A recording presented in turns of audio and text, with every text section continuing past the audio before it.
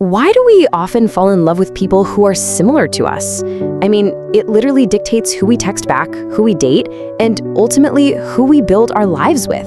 Today, we're diving into the science of attraction, and specifically why we are just so often drawn to our own reflections. So, we've all heard that old cliche, right? The whole idea that opposites attract.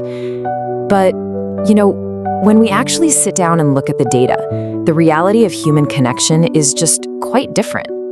The real answer lies in what's called the similarity-attraction effect. In simple language, this is an incredibly well-established psychological pattern where we're naturally drawn to people who share our values, our interests, our attitudes, and our life goals. And honestly, it makes total sense. When someone shares your worldview, it completely validates your own beliefs. It makes your interactions feel way more predictable, and it drastically cuts down on unnecessary conflict.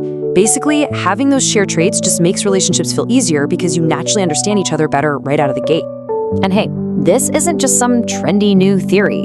Classic research, like Don Byrne's bogus stranger experiments way back in 1971, actually proved this decades ago. Byrne found that participants consistently preferred people, even total strangers they hadn't actually met, whose attitudes perfectly mirrored their own. We just naturally tend to like people who think the exact same way we do. You definitely see this everywhere in your own daily life. Just think about friends with shared hobbies, or couples who love doing the exact same weekend activities, or partners who have really similar communication styles. These shared traits act like an invisible glue. They create this built-in shortcut to connection, which makes it significantly easier to build lasting, stable relationships without having to constantly, explain your reality to someone else. But okay, hold on. Here is a really crucial clarification. Similarity is a general pattern found in research. It is absolutely not an ironclad rule.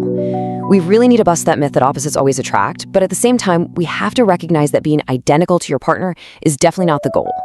True compatibility, we're talking about things like communication, trust, emotional maturity, and mutual respect, matters way more than just liking on the same bands or having the exact same hobbies.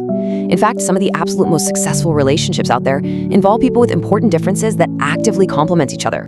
So the biggest takeaway here is this: healthy relationships aren't about finding your clone. They're about finding someone whose differences and similarities work well with yours.